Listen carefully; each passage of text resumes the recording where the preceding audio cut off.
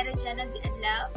At ngayon ay magbabahagi ako ng mga details about sa akin and about sa life ko and my family. Ngayon, magsisimula tayo sa pangalan ng parents ko. Ang pangalan ng parents ko ay si Gina Dano Adlaw at ang tatay ko naman ay si GC Angkog Adlaw. May 4 akong mga kapatid, 2 babae, 2 lalaki. Ang mas nakakatandang kapatid ko ay si Ayla Jean Dano Adlaw at pangalawa si Arvin Adlaw at ang pangatlo ay si Chemika Adlaw at pinakabunsong kapatid ay si Carl Daniel Adlaw na nag-aaral pa sa elementary ng grade 6. At ngayon ang trabaho ng parents ko ay karpintero at magbabalot and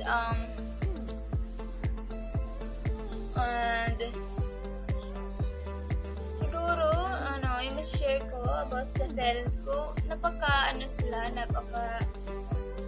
sweet, loving, caring, and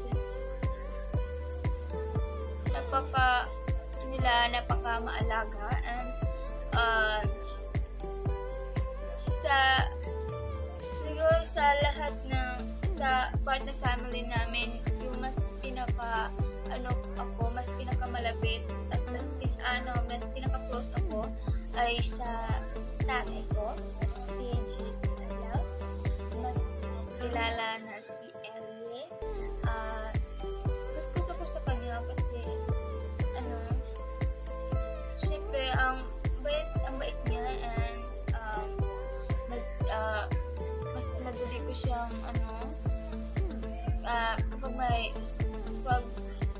halimbawa may problema ako, siya yung mas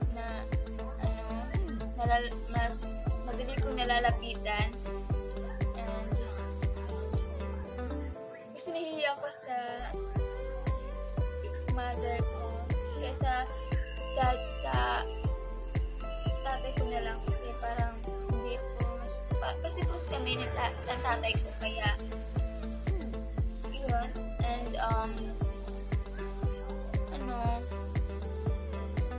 siguro yung mga na-learn ko, yung mga natutunan ko kapag napapagalitan ako ng parents ko ay siguro yung mga natutunan ko yung wag magtanim ng galit, wag magtanim ng galit sa magulang kapag pinapagalitan, wag magtampo, wag maglaya sa magbibelde dahil it's a part of life.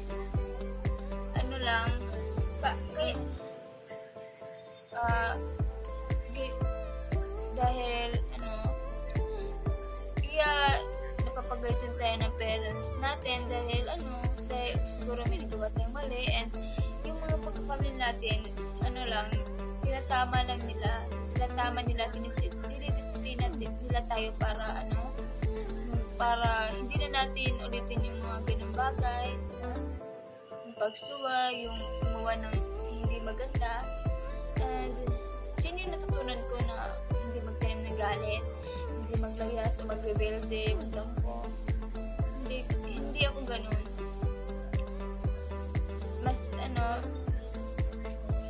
Mas ginagawa ko pa yung aral and sinishare ko sa ibang tao, sa mga kaibigan ko and ayan. And sa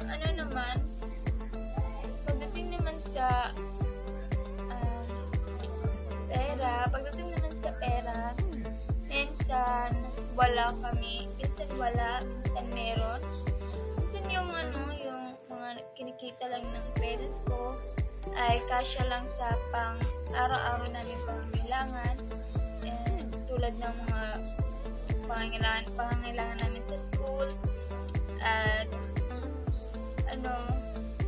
pang mga bayarin sa tubig, kuryente, pagkain, and yun,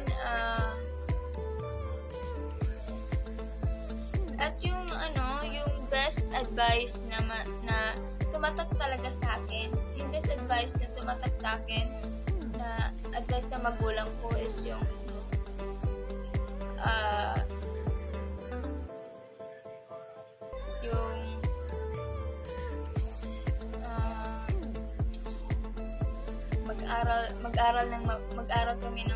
mag-aral ako ng mabuti, at mag-aral ako ng mabuti para maabot ko yung mga pangarap na gusto ko sa buhay paglaki, and at siguro yung na huwag kalimutan na magdasal, at huwag kalimutan magdasal ng pasasalamat sa Diyos, and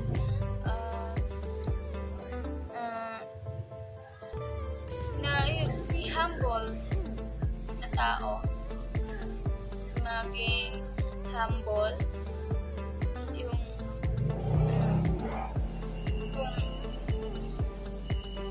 ayun, and siguro yung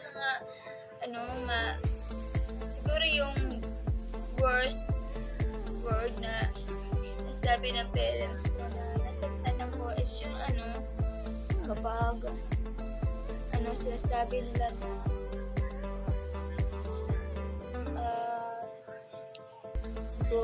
kapag sinasabi ng mga kapatid ko na bobo ako, hindi ako matalino, sana hindi ko na naging kapatid, syempre nasasaktan ako, parang gusto ko umiyak, pero yung iyak ko yun, hindi ko nalang nilalabas, hindi ko pinapakita, kapag lalo nag-CR ako sa banyo, dun ko lang nilalabas lahat yung mga hinanakit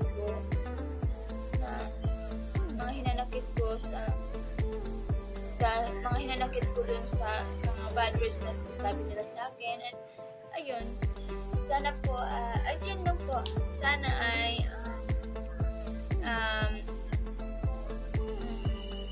sana po yung nagustuhan niya, and yun lang.